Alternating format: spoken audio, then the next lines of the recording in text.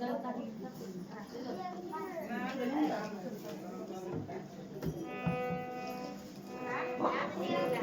रामचंद्र भगवान की जय। पवन सुत हनुमान स्वामी महाराज की जय।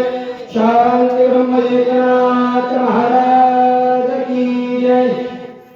आवनारे दोघे जण पुसती केवता लक्ष्मण, तेव्हा माझे काय वदन त्यागीन प्राण या लागी। प्रभु रामचंद्र भगवान की जय। श्री गणेशाला वंदन। नाथमाऊलीच्या चरणी नतमस्तक। ऐकणारे सर्व श्रोते मंडळी, वाचक सूचक यांच्या चरणाशी नतमस्तक होऊन कथेचा अनुसंधान नाथमाऊली ऐकणारे श्रोते मंडळीला परिहार देतात। प्रभू रामचंद्र आणि लक्ष्मण वैया ज्या मूर्छित पडतात आणि मूर्छित पडल्याच्यानंतर प्रभू रामचंद्र त्या ठिकाणी रडू लागलेले आहेत। नाथमाऊली निरूपण करतात। प्रभू रामचंद्र म्हणतात, लक्ष्मण वैया या ठिकाणी नाही सावध झाला तर मी कोणत्या मुखानं तोंड दाखवू? माझं तोंड काळं होईल। मी कोणत्या तोंडाने आम्ही दोघं एकमेकाच संगतीनं वनाला आलेलो आहे। एकमेकाचा त्या ठिकाणी सहभाग त्या ठिकाणी असताना आणि लक्ष्मण भैया मला सोडून जातोय, मग मी परत जाऊन काय तोंड दाखवू? आणि तोंड जरी दाखवलं तरी काळ्या तोंडाचा राम आहे असं मला त्या ठिकाणी म्हणतील, असा संवाद आहे। लक्ष्मणा वाचोनी सर्वता न करी फळ भक्षेन आता, त्यागीन या जीवता त्यागीन प्राण त्या लागी। आणि लक्ष्मण भैया जर आता सावधतेने युक्त झाले तर मी हे देह आहे ना, हे देह सोडीन, मी जिवंत राहणार नाहीये। लक्ष्मणाच्या व्यतिरिक्त अन्न आणि पाणी मी प्राशन करू शकत नाही। एवढं दुःख माझ्या जीवाला होत आहे। त्याच्यामुळं जर लक्ष्मण भैया सावध नाही झाला ना तर मी जीव ठेवणार नाही असं राम म्हणतात। लक्ष्मणा वाचून पद मात्र न करी गमन, त्या लागी त्यागीन मी प्राण सत्य भाषण हे माझे। सत्य भाषण माझे, मी जे बोलतोय हे खरं बोलतोय। आजच्या कलियुगात आपल्यासारखं नाही म्हणले, इथं बोलायचं आणि पलीकडे गेलं की बदलायचं असं नाही म्हणले। हे मी बोलतो ते सत्य बोलतोय, खरं बोलतोय। माझं बोलणं लबाडीचं नाही। लक्ष्मणाच्या वेगळं मी माझा एक पाऊल पण मागे पुढे टाकू शकत नाही आणि ते लक्ष्मण नसताना मी जिवंत कसा राहू शकेल असं राम म्हणतात। दुःख आठवले दारुणा नैनाले अश्रू जीवना, आपुल्या कर्माचे दूषण सोय आपण अनुवादे। म्हणजे काय अवस्था होते? दुःख आठवलं कोणतं? लक्ष्मण भैयाचं दुःखाची आठवण। लक्ष्मण भैया दुःखात पडले, त्या दुःखाचं त्या ठिकाणी राम विश्लेषण करतात। स्वतःचं कर्म या ठिकाणी नाळले म्हणले, मी करंट कपाळाचा आहे आणि त्या ठिकाणी दुःख अनुवादतात म्हणजे दुःख व्यक्त करतात। काय व्यक्त करतात बोला माऊली? रणी मारुलिया राक्षस राजा विभीषण, माझ्यानं न करावे दान शेकरे ऋण मग त्यांचे। मी शरणागत आलेल्या विभीषणाला शब्द दिलेला आहे। विभीषणा, लंकेच्या राजा रावणाचा मी नैनाट करीन आणि त्या ठिकाणी राज्य स्थापना तुमची करीन। म्हणजे हे माझ्याकडून अपुरं राहिले, म्हणजे याचं जरूर नाही जे मी शब्द दिलेला आहे, जबान खरचलेली आणि ते माझ्या डोक्यावर वजन होऊ लागलेलं आहे, हे मी शक्य करतोय की नाही असं राम त्या ठिकाणी बोलतात। माझे मत तुझ्यानं लंका विभीषणा दिली दान, ते मी नव्हेची उत्तीर्ण शेकले ऋण मज त्याचे.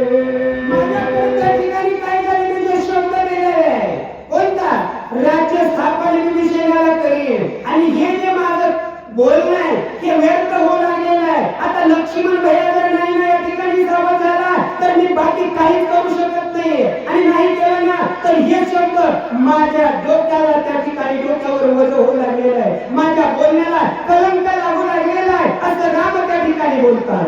वरताची पत्र देता दान तेने रणी विंदोनी रावण.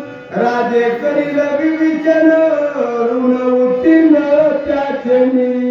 बघा त्या ठिकाणी राम म्हणतात हे जे ऋण आहे हे ऋण आता मी फेडू शकत नाही का तर मला दुःख होत आहे. दुःख झाल्याच्या नंतर धैर्य खचतं वीर्य त्या ठिकाणी राहत नाही सर्व शील ताकद होते आणि तशी माझी होते. मग हे जे मला बोललेलं शब्द आहे हे कोण पूर्ण करेल आणि ह्याच्यातून मला मुक्त कोण करेल असं राम बोलतात.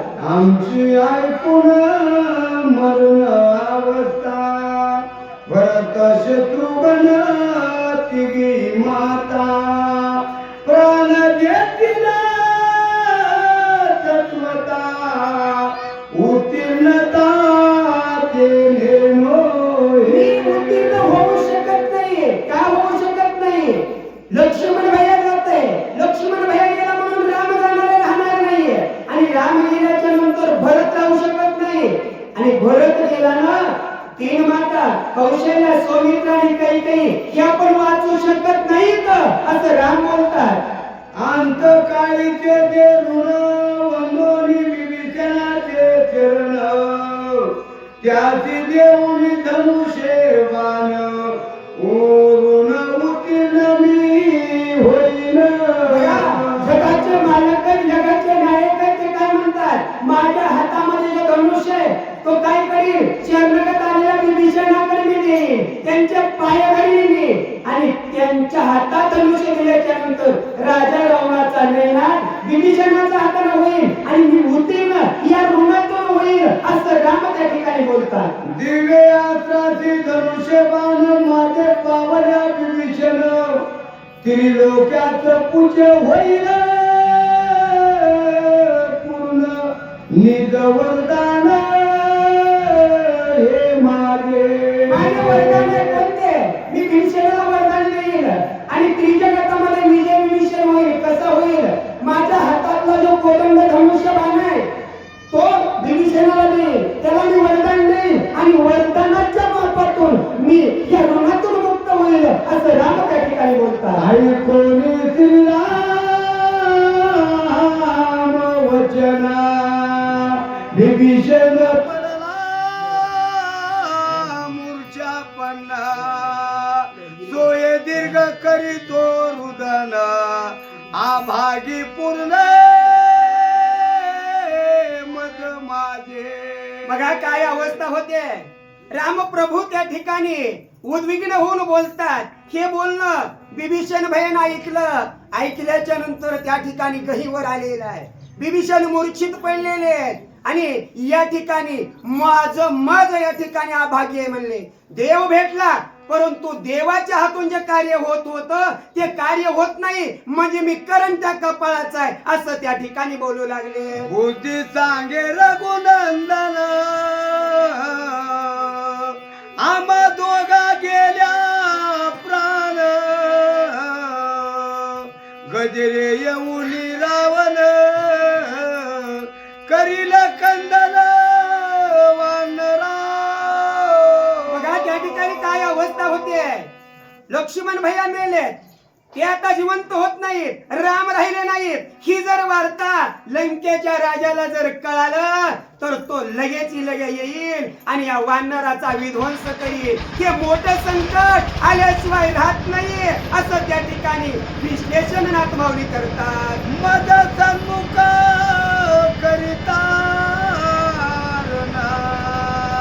वानर मरतील रक्षगना माझे तुमान यवारे मरण शीघ्र गमन तुम्ही करा. बघा त्या ठिकाणी माझ्या समोर युद्ध होईल आणि युद्ध झाल्याच्या ठिकाणी मृत्युमुखी पडतील. देव लोकाची काय करतो हे संकट माझ्या डोळ्यासमोर मला सहन होणार नाहीये असं त्या ठिकाणी दुःख विश्लेषण त्या ठिकाणी करू लागलेले आहे. दुःखपती वीरवंदन गण त्याची माझे लोटांगण सगळ्याची जाय तारावण शीघ्र गमन तुम्ही करा. बघा त्या ठिकाणी शीघ्र गमन तुम्ही करा. लंकेचा राजा यायच्या अगोदर या ठिकाणी कुणी थांबू नका. आणि जर लंकेचा राजा आला ना तो वाचू देणार नाहीये आणि तो सर्वांचा नयनाट करेल. हे मला सहन होणार नाही. त्याच्यामुळं तुम्ही लवकरात लवकर निघा. इथं कुणी थांबू नका असं त्या ठिकाणी राम म्हणतात. मग पुढे करो वीरण वीर मारिले रक्षुगणा हे झाले सर्वस्व उत्तीर्ण शीघ्र गमन करावे. शीघ्र गमन करावे तर थांबू नका. थांबलात ना अनर्थ होणार आहे. राम गेला, विभीषण म्हणून चिपकलेला आहे, लक्ष्मण गेलाय. ही जर त्या ठिकाणी घटना माहीत झाली ना कपटी राजा रावण थांबणार नाही. येईल आणि एकालाही वाचू देणार नाही. त्याच्यामुळे काय करा तो यायच्या अगोदर या ठिकाणाहून गमन करा असं राम बोलतात. हे सुग्रीवा बुद्धी ऐकले खरी यात मयाची अवतरी जवा पडले आहे अंधारी सहपरिवारी निघाला. रामचंद्राने राजा सुग्रीवाला सांगितलं सुग्रीवा ऐक म्हणले.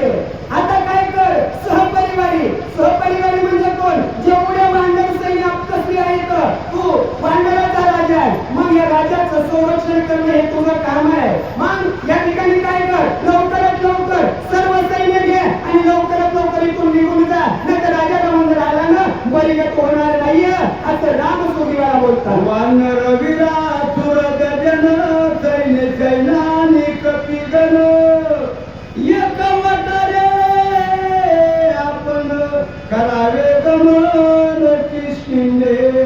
हे राजा सुग्रीवा तुम्ही सर्वाला घेऊन जा. वानर असतील तुमचे प्रधान असतील इथं कुणालाही घेऊ नका. सगळ्याला बरोबर घेऊन जा आणि लवकरात लवकर किष्किंधेच्या नगरीमध्ये तुम्ही जावं असं राम त्या ठिकाणी राजा सुग्रीवाला आदेश देतात. वानर विरा समवेत सुग्रीव राजा दिवेदित ऐक यवनी लंकनाथ करावे घात वानरा. ओ राजा ओ सुग्रीव ऐका तुम्ही वानराचे राजे आणि तुम्ही काय करा सर्व सैन्याला घ्या आणि तुम्ही किष्किंधा नगरीला जा. राजा जर आला ना रावण आला ना तर तो एकालाही सोडणार नाही. मग आपल्या सैन्याचा घात होईल. त्याच्यासाठी तो यायच्या अगोदर तुम्ही किष्किंधेला जावं असं त्या ठिकाणी राम बोलतात. वानर राजा तू कपिपती तू डरिल वानर न चालती तो निघाले शीघ्र गती किष्किंधे प्रति जावया.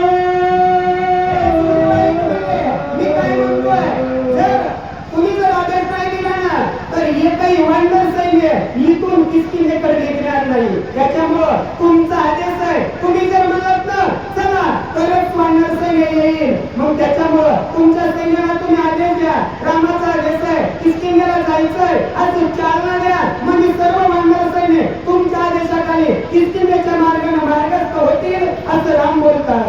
अरे अंगदे आणि दे मुकुटाची तो राग पोटी रावणाची पुढे घालून या त्याची चक्र सैन्याची निघावे. हे राजा अरे ऐका जो असणारा त्या ठिकाणी युवराज्य पद कोणाकडे अंगदाकडे आहे आणि त्या अंगदाने काय केलेला राजा रावणाचा मुखवटही लावून आणलेला आहे आणि त्या गोष्टीचा राग राजा रावणाच्या मनामध्ये ठसलेला आहे आणि त्या रागाच्या पोटी राजा रावण येईल. या वानराला माझा मूठ लिहिलेला आहे. त्याचा बदला घेण्यासाठी जर आला ना तर एकाही वानराला उडू देणार नाही. त्याच्यासाठी राजे तुम्ही काय करा वानर सैन्याला चेतना द्या. आताच आपल्याला किष्किंधेला जायचंय असं त्या ठिकाणी चेतावणी करा आणि सर्व वानर सैन्य घेऊन किष्किंधेकडे निघावं असं राम बोलतात. करुणी आदोष तू वंदना केले मागे दापना शीघ्र करा रे गमन कितीला भुवना दावली हो राजा तुम्ही काय करा मी जे म्हणतोय ते काय करा ऐका आणि ऐकून किस्तीला गमन करा आणि जो होणारा अनर्थ आहे तो अनर्थ टाळा अहो या मानवाचा जीव जाणं हे या ठिकाणी उचित नाहीये का तर राम कार्यासाठी आलेले राम कार्य करण्यासाठी तत्पर झाले आणि राम कार्य करत असताना भक्ताला मरण येणं हे देवाला त्या ठिकाणी सहन होत नाहीये म्हणून देव म्हणतात हे राजा तू काय कर लवकरात लवकर सैन्य घे आणि सैन्य घेऊनच जा असं त्या ठिकाणी बोलतात